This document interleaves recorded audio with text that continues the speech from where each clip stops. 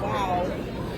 Well, first of all, congrats to you both on hitting over 500,000 streams on Spotify. I'm not sure if I have the most updated number, because you guys probably know.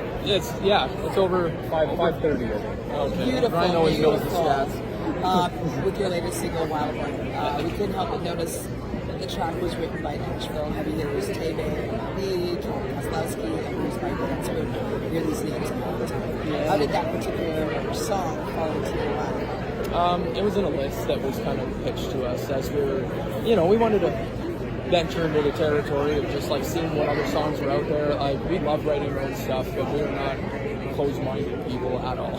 So it was just one of these things where when we heard the song, the demo, obviously, Tebe was singing it, and oh really? Yeah. And it just resonated with us. Reminded us a lot of past experiences. Right? Just as brothers, you have like a lot of past experiences. Super catchy tune though, so we just got hooked right away. And, it was easy to agree on. Yeah, and we just put obviously just throw our flavor in it. And, bring in those gritty rock vocals. It was interesting. Obviously, Tebe's got a very pop country vocal. Yes. So being able to kind of take it, make it your own. Yeah, felt very true to brand. So. Good. That's what good stuff.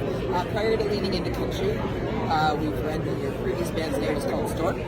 Oh wow, going back. Oh my god, that's so funny. I didn't think I'd hear on there. Yes, I didn't think I'd hear Storm at CCMAS, but yeah, all right, you caught us. I know, right? Well, what made you change genres and change your name? We that's I guess. Well, we started Storm when we were 14 and 13. And, there's some old YouTube videos. Oh yeah. I was like, wow, they're just a lot of help from mom and dad getting it, started just because we were so young. Yes. But we played. We started getting into 30 shows a year pretty quick with school and working. So yeah, I guess, man, it's just started to become more of a people just their own ways. I mean, Brad and I were the ones that stayed consistent, and once we started writing a whole lot more and everything, we wanted something that was, as far as the name, we wanted something that was very true to who we were and very authentic and unique. It's very unique. And with Storm, that was one thing that it was everyone that Googled us would have to go Airdrie Band Storm or add in names, and we were just starting to be known as Airdrie Band Storm, and we're we gotta. And that's a big decision too. When you're okay, it almost feels like I started going, but we should start with a new name. Yeah, actually, and that was the name of our first EP. Really? Yes, with FLAYSHER, yeah. So we literally called it FLAYSHER Starting Over. So, and changed it to our, a version, a simplified spelling of our last name, and that was just, it was the most unique thing we could think of. Yeah, you can't get more authentic than that. It caught our eye. And especially as a brother duo. Exactly. There's not enough of you guys. So we had one comment at an industry event a couple back in 2019, and someone's like FLAYSHER, and they obviously didn't really like the name much, and he just kind of said, hard to remember. I'm like, yeah, but it's also hard to forget once you remember. And when it's Googled, you know what I mean? Yeah. It's not. There's not 100 things you got to go through to find it. You know what I mean? Yeah. It's right away. Exactly. Because we get the same thing. Luckily, it's the Canadian Country Music Association. So it's not a good problem. That's not bad. Let's see. We noticed a few weeks ago that you had the opportunity to play Country Thunder right here in Calgary. We're wondering what has each of your favorites been so far this summer? I don't know how many shows you've done, any particular one that's really stood out to you? Okay, I've got three to stand out for different reasons, so we'll make it real quick. So, Country Thunder, just because it's just it's something that we want to do for a very long time, and just to play a part in it, So, yeah, Country Thunder was a big one for us in that way. As far as even just we did a weekend at Whiskey Rose. Nice. Our first show, our first weekend at Whiskey Rose, and that was just felt great. And Elnora Brahmarama, they've got a rodeo out there. We've been hired back like 5-6 years or something. Is that here in Edmonton? No, Alberta? Yeah. Elnora's just where is it? It's a really small town, kind of east of Innisfail. So there's about like 500 people in the town, as far as I've heard, but they get about 3,000 for the rodeo. So it's like the big event of that area, and the same people show up. So you get like these like actual like fans of all of it. Well, you start to get to know everyone. Yeah, exactly. And it's a great like way to build your fan base too, right? Yeah. Super supportive group, and man, rowdy as hell. And That's good. Yeah. And like we were playing our encore the other year, and I said like, let's lose our minds, and I just watched it, the eyes of the audience, like everyone's eyes widen, and I'm like, oh, this is God. working. Now what? They grabbed the we were playing on a flat deck trailer, and they started shaking it with the railing, and they're just shaking this thing. I had to throw my back up against my bass amp because it was about to fall over. So it was man, People crawling up on it.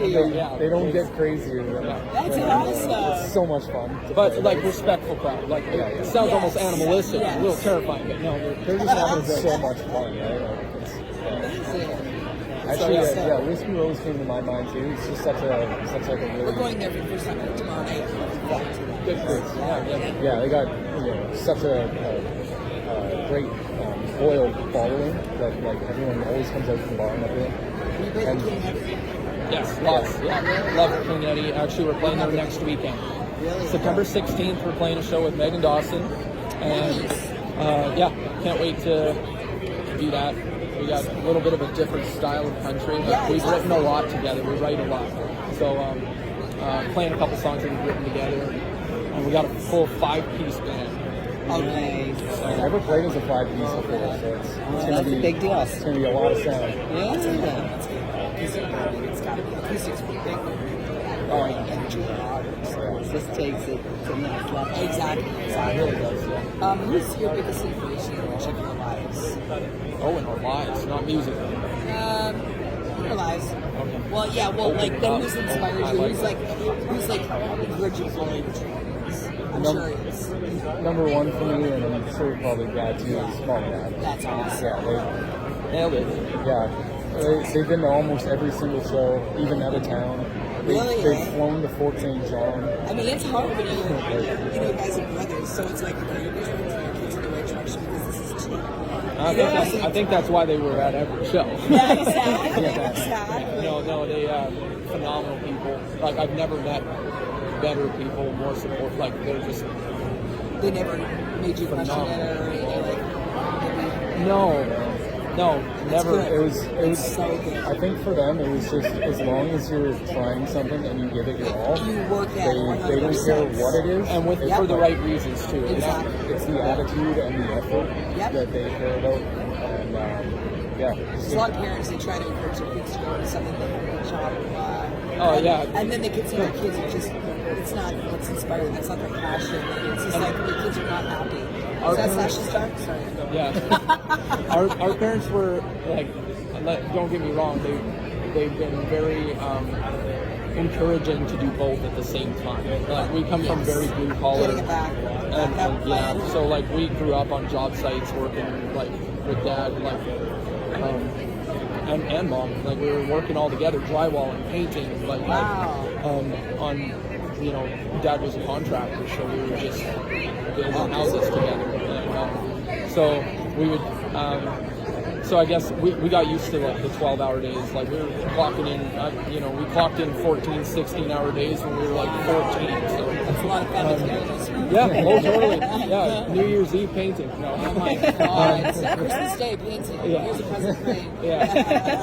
You had possession dates, and it's kind of like many deadlines that we've seen in our own careers now in music, and so we just learned young that if you want to build a future, it takes sacrificing the present to some extent, within reason. So that's why they encourage both. It's not like full-time music. Do fulfill your dreams. Like it was very like, get your ass to work, Yeah, exactly. So that you can, for example, we worked with our dad, and he actually, when I was a little bit, when you're like 12 and 11, that age, that year makes a little bit of a difference, I guess. So I was saying already to Dad, like, I want to buy a guitar. Like, I want a guitar.